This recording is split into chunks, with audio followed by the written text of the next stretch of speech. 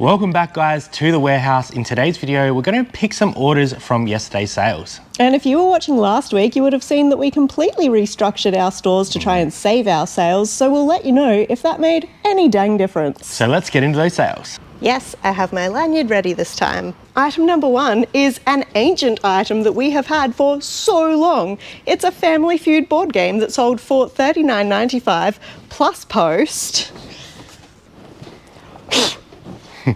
Blow the dust off. I think that's a Christmas gift, that one. It is new and sealed. I wouldn't be looking for that one again. And someone actually asked us about our SKU system this week, so I'll do a quick rundown of that way you pack that one up. So essentially each of our racks has like an R3, there's R4 and R5 under there, R6 and 7. So that's part of our SKU, and then we use tub numbers and then bag numbers to delineate what our item is actually in, and that makes our picking process super quick. And when we say SKU, we're using the custom SKUs section, which is in your eBay listing, because your customer can't see that, so it's just like a secret little note to yourself. And then when our item sells, I can see it right on there where it says buyer paid. This is in R1S7. It's a trash to travel sale. England Rugby League jersey. How many rugby jerseys did you buy that day, Brad? A few. I thought we said no more falling over. You said no more fails. I was like, there's gonna be fails. NS4, bag 342. Oh, there's so many in here. But at least I don't have to check that against the pictures in our listing, because I know that's the one, bag 342. Next one's an Oraton handbag. We love selling Oraton. This one took a little while, so I've accepted an offer of $79. And it's hiding all the way at the back because we've had it since we packed this tub. Right here in its dust bag. I think that's one of the ones that we moved across from Cara's store when we split the stores. So it's been here a little while. Yeah, good to get some money back on that. Yeah. That giant thrust from Jasmin just then made a mess down here, so we're gonna have to clean that up. Okay, I've cleaned up your mess. Whatever. Next is Levi's. Thank you, Brad. This is quite a recent sale. Levi's 511 that sold for $39.95 plus post. And in my entire box full of blue jeans, I know that it's this one. Handy. Yeah, and that's our reseller resource bags. If you guys are wondering or you'd like to look at them, they are up on our website, available for purchase right now. I'll shamelessly talk them up. I'm stoked on them. Okay, we've got a little MacPack jacket. It's pre-owned. It sold for $48.97 plus post. Right up the top, handy. Oh, there is a little huntsman spider running around here somewhere, so if I like scream and throw this, I'll just make sure I get it on you'll camera. know what's, oh, cheeky. I'm looking at the numbers backwards. So that one right at the front. It's this one. Yeah. MacPack again. I love coming into springtime. This is like an ultra light bag liner to keep things waterproof. It sold for $33.96 and it looks like that. It's so tiny. It's like crazy that this little stuff is still ticking over from that big hiking haul we did. It's actually been great. The smalls were excellent. AFL, this will be one of Brad's favourite sales. Crow's on-field training Guernsey for $50.96 plus post. Oh yeah, I think it's just a little retail. It's nothing special. But this is just one that someone bought in the shop and now they're buying from our shop. It's a big one. Guess when I listed this item?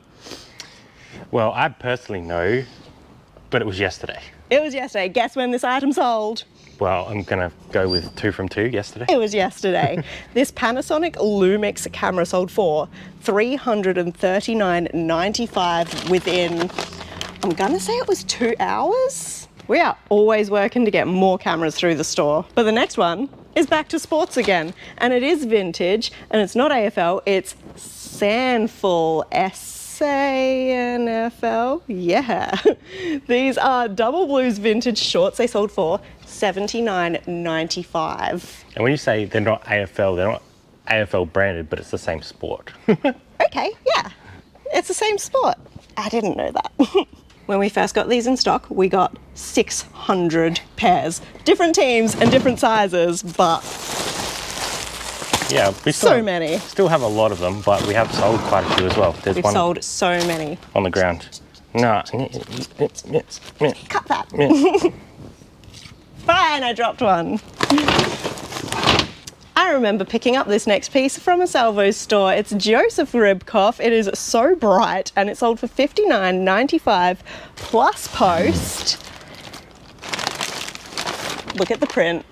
We've got a pair of Levi's shorts heading out the door. They're pre-owned and they sold for $44.95 free shipping. Just classic, isn't it? Definitely the time of year to be getting some Levi's shorts out the door. Another Joseph Ribkoff. Someone must have haggled hard with you on this, Brad. Whoa! It sold for $27 plus shipping, which is lower than we would usually sell a Ribkoff for. Yeah, I mean, I am trying to accept a lot of offers at the moment, Yes. just to try and get the store moving again after last week, which was like one of our quietest weeks in a very long time. But this week has been a little bit better, and we'll talk about that in a sec. We've sold a book called The Golden Hands Encyclopedia of Knitting and Crochet. How cute is that? It sold for $29. That is a big book. Look at that. And while we're here, we also sold the War Epic collection of 3 VHS. VHS. This also needs a dust off, but it sold for $44.95. I think we picked up VHS in over a year, so that's definitely been sitting there a while. Could have probably dropped the price on that earlier. This one's exciting because it's one of our little Olympics pieces. It's the bum bag. What's cool about this is that it was athlete issue, so an athlete actually wore this, and it sold for $50 plus post. Do we need another jazz gun dance? No, we don't, ever. Next up is some Nike Air Max. The style name is Thea, and they sold for $49.95 with free shipping. R4S2.5. That one there, look at that colorway. Yeah, like a camo. Is there even a pair of shoes there? We have some DVD sales. We've just started ramping up our DVD listings after a small hiatus, and would you know it, we've started getting sales again. First up is actually a Blu-ray, not a DVD, and it is the Ernest Goes to Camp. We also had Ernest Halloween recently, and that sold for silly money.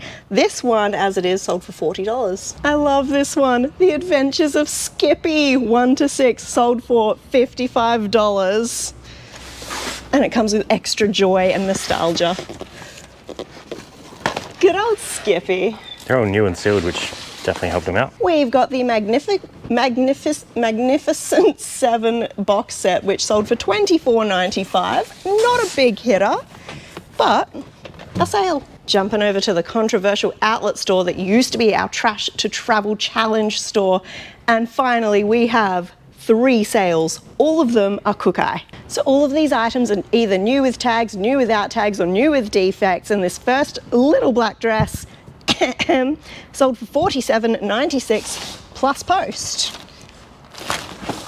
Out the door. The same buyer also grabbed a tank top for $25.46, and that is a benefit of having so much similar stuff together, is that people find it easy to browse and make a bundle.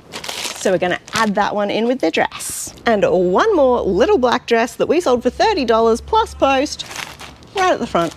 So big question is, with all of the changes that we made, streamlining our stores to our thrifted stock and our outlet stock, and obviously our DVDs, did it make any difference? Well, the numbers are starting to look a little bit better. I don't really know if it's like a cause and result type of thing. I think that there was some issues with our account last week because we had like couple $600 days on our account, which is like unheard of. Unacceptable. So on the new store, which is essentially the outlet store, we've had a couple days in a row we've had sales, which is pretty good because we've only actually moved across about 280 items, I think, at this point in time. We wanted to let it settle a little bit. And when we did initially move those across, there was a lag of about 3 or 4 days where there were no sales on that store. And then yesterday we saw it start to tick up, and there's offers to send, there's activity. Yeah, definitely. I hope that continues. And the main store has started to come back to normal, which is interesting. I think we had about a $1,300 day and then a couple $1,000 days in a row, which is more like what we need to be doing on that store. We need to be about $1,200 a day on that store to keep things running. So it started feeling like normal for the first time in a while, but really we're down in general because it was compounding as we were having those quiet days. So now we need to be up again so that we can get back to where we need to be. Yeah, so a lot of things are happening here. There are some opportunities that we're exploring and some new options that we're going to be looking at offering out soon as well. So stay tuned and we will see you next time on Twilsy Thrifters. Bye for now.